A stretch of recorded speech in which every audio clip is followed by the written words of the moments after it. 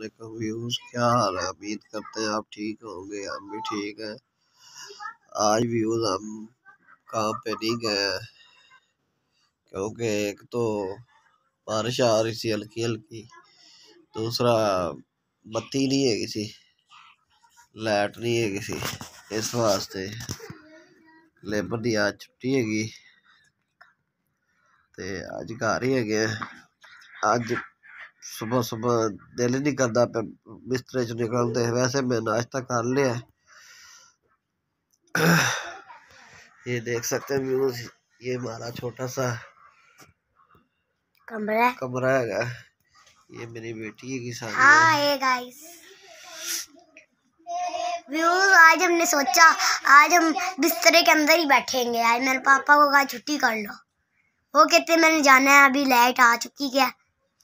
मैंने कहा छुट्टी कर लो आप, अब लेट हो गया। वो कहते नहीं लेट होगा मैं।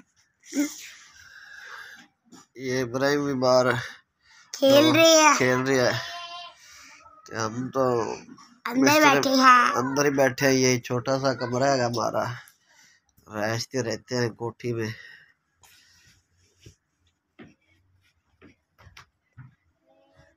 दुआ करना ये हमारा जो मिशन है ये कामयाब होवे।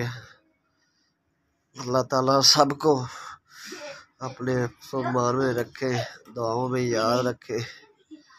मोहम्मद मीर चैनल को लाइक करें ज़्यादा से ज़्यादा और सब्सक्राइब करें और शेयर करें। अल्लाह हाफ़िज़।